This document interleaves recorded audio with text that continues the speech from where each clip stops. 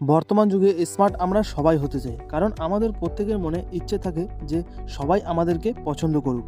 অর্থাৎ আমরা প্রত্যেকে আমাদের বাস্তব জীবনে সবাইকে ইমপ্রেস করতে চাই। আমাদের কাজের মাধ্যমে, আমাদের ব্যবহারের মাধ্যমে আমরাও সিনেমার হিরোদের মতোই বা সুপার হিরোদের মতোই এমন কিছু কাজ করতে চাই যাতে সবার দৃষ্টি আকর্ষিত হয়, এমন কিছু করতে চাই যাতে সবার মধ্যে পপুলার হয়ে যায়। তবে বাস্তব জীবনে তো সিনেমার হিরোদের মতো হওয়া সম্ভব নয়, কিন্তু হ্যাঁ, আমরা এমন একজন মানুষ অবশ্যই হতে পারি যাকে সবাই পছন্দ করে।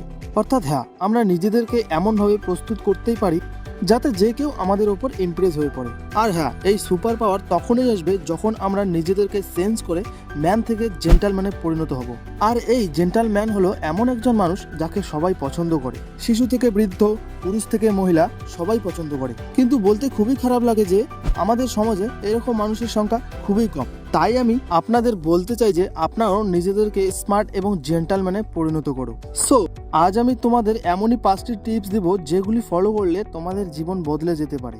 তো চলো বেশি কথা না বলে শুরু করা যাক আজকের এই ভিডিওটি। সো নাম্বার 1, ইওর হাইজেন্স বা আমাদের শরীরের গন্ধ।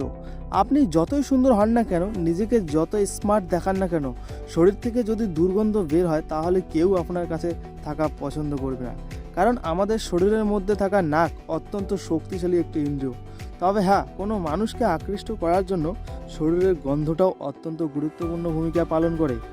তাই এটা মনে রাখতে হবে, শরীরের দুর্গন্ধ নয়, সুগন্ধটা অত্যন্ত জরুরি। তবে আপনি দুর্গন্ধ দূর করার জন্য আবার পারফিউম দিয়ে স্নান করে ফেলবেন না। কেউ কেউ আবার অতিরিক্ত বেশি সুগন্ধ পছন্দ করেন না, এটা আপনাকে মনে রাখতে হবে। ধরুন, খাবার পর আপনার মুখ থেকে যদি গন্ধ আসে তাহলে ব্রাশ করে নেবেন বা চুইংগম খেলেও হবে। কারণ একজন জেন্টালম্যান কখনো খারাপ স্মেল করে না, মুখ থেকেও না, তার শরীর থেকেও না। Number 2, use rumals or tissues. একজন জেন্টালম্যানের সমাজে আর 5টা বন্ধুদের মতো হয়ে থাকে তার রুমাল।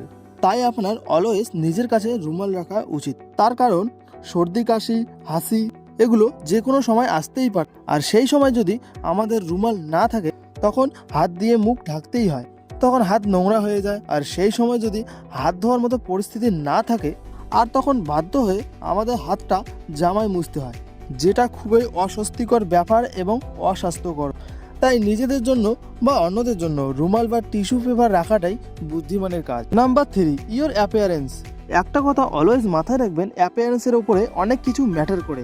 যখন আপনার সাথে প্রথমবারের জন্য কারোর সাথে পরিচয় হয়, সেই ব্যক্তিটি কিন্তু আপনার সম্পর্কে তখন কিছুই জানে না। এটাও জানে না যে আপনি কেমন, আপনার ব্যবহার কেমন, আপনি ভালো না খারাপ। আর এই কারণেই সবার প্রথমে আপনাকে যেমন দেখবে আপনি তেমনভাবে তার মনে গেঁথে যাবে। আর এই কারণেই একজন জেন্টালম্যানের তার অ্যাপিয়ারেন্সের ওপর খেয়াল রাখতে হবে। Number 4, B polite. আমাদের মধ্যে অনেকেই আছেন যারা নিজেদের থেকে বড়দের সাথে অনেক ভালোভাবে সম্মান দিয়ে কথা বলে, কিন্তু নিজেদের থেকে ছোটদের সাথে খারাপ আচরণ করে। আর এই কারণেই এই ধরনের লোকেরাও নিজেরাও কখনো সম্মান পায় না। অপরদিকে একজন জেন্টালম্যান সকলের সাথেই ভদ্রভাবে আচরণ করে।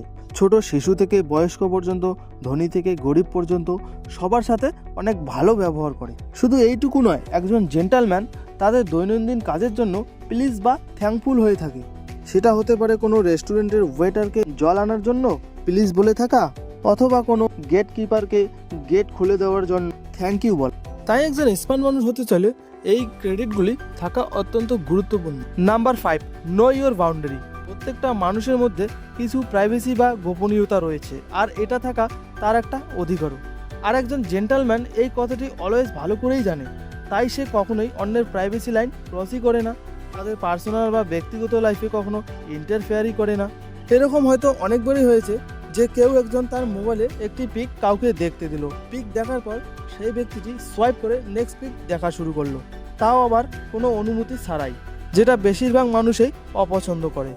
অনেকে আবার কারো মোবাইলে ঢুকে পার্সোনাল SMS পড়তে থাকে।